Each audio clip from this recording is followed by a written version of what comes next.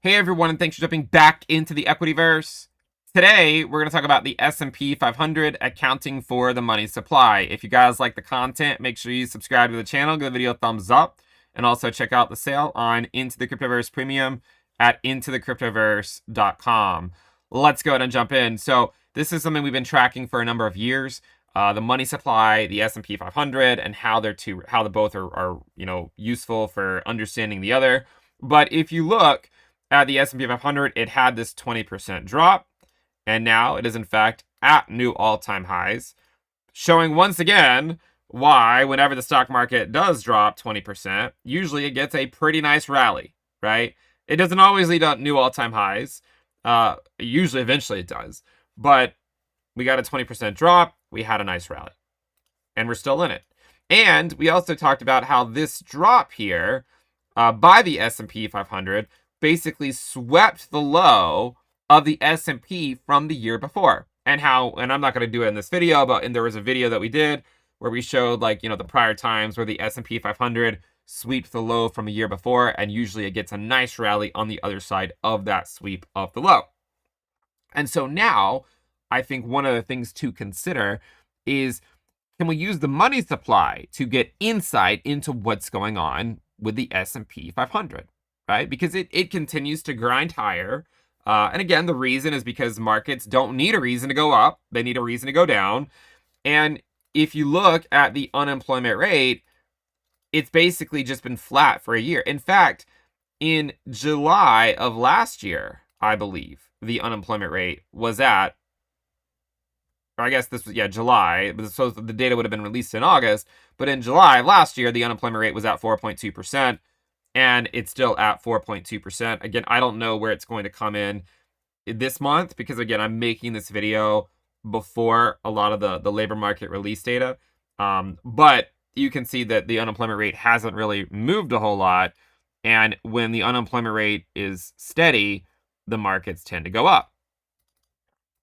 So one of the things we can look at with the S&P is note that, well, what do you notice about the S&P 500? It generally goes up and to the right. What does the money supply do? It generally goes up and to the right. So one of the things we can do is we can take the S&P divided by M2, okay? And we talked about this a lot over the last couple of years. And what you'll notice is that the area that the S&P got rejected off of was the same area it got rejected in 1998. Same area. See that? Same exact level. Now, what's fascinating about that is that in both cases, you basically had a 20% drop, followed by a surge back to all-time highs. Now, one of the things we talked about a few months ago was that we likely would have a Q2 rally. Right? Because, normally when you get a 20% drop and or it sweeps the low from a year before, which is what it did, right? This low from April of 2024, the low from April of 2025 was basically just sweeping the low from April of 2024. And we went through all the prior times in history, a lot of the prior times in history where it's done that, and normally you get a big bounce on the other side of that. But what's really interesting, what we talked about, is that if you do get a big rally, then it doesn't necessarily have to lead to that negative feedback loop that we talked about. The negative feedback loop is that lower prices lead to layoffs, which lead to lower demand, which then lead to lower prices, and then more layoffs. That's the negative feedback loop that'd be good to avoid. And one of the things I mentioned was that as long as the S&P 500 can rally back up to new all-time highs in short order, then there is a really good chance that it does not lead to that negative feedback loop, because the way you get that negative feedback loop is by spending a longer time at lower prices, not just a month, right? Not just a tariff tantrum scare, okay? And so effectively what's happened here is we've had this 20% drop, and there are times where you have recessions and you only get a 20% drop. I mean, look at the recession we had in 1989 to 1990, 20% drop. So that was the reason why it made sense to flip bullish on the S&P back in April. We had plenty of videos on it. And I said back then to just expect weakness in the stock market between February options expiration and early April. And it looks like that played out pretty well, right? I think from here, as I've said before, the market will grind higher until it has a reason not to. And, I don't know where the unemployment rate's going to come in, but as long as it's not going up a lot, then the S&P can always continue to grind higher. What's really interesting about this move is how similar it is to the one in 1998. There's some differences, but if you were to look at a bar pattern, right? If you were to look at a bar pattern and just take this low right here, October 2022, and say, let's compare it to 1996. If you were to take that move and then just overlay it, it's almost identical to what we're experiencing now. Almost identical, right? I mean, look at the chart. You can't even really see the price action from this current cycle when you overlay what happened back then, because it's almost the exact same thing. And you can see what ended up happening was the price, or the stocks continued to go up for a while longer, and then we ended up getting the dot-com crash. But this is a really interesting thing to sort of view it like this, because it can show you, how the market, like back over here, it didn't necessarily, think about how much time was spent up at these highs, right? From February 99 until November 2000. You're talking about like a year, more than a year and a half spent at those levels, and the market just couldn't go anywhere. The top of the market is a process, right? It's a long process that takes place over a period of time, right? It doesn't just play out. Whereas lows tend to occur relatively quickly, right? Lows tend to occur relatively quickly, where highs tend to be more of a longer term process, because people want to remain optimistic. They want to keep fighting. And what's really interesting, though, is that how the high from back then and then the lows are almost identical, right? I mean, this is almost a carbon copy of that same exact move. Now, I have to warn you, there's no guarantees that it plays out in the same way, right? There's no guarantee that it goes up here and then crashes all the way back down. You could argue that this looks more like a bubble than what we're currently in. This was more of a sort of a staircase up, right? This, leading into it, was not in the same way, right? I mean, it just looks like, it looks like the whole thing was a more massive bubble. And you can actually look at like the RSI, right? Like if you look at like the relative strength, well, I guess I need to look at it for the S&P. But if you look at like the S&P 500, that was the S&P divided by M2. But if you look at it and say like, 2000, right? Like the monthly RSI on the S&P in 2000 was what? 73. And right now we are at 67. So it's not quite as high as it was when it hit that ultimate top.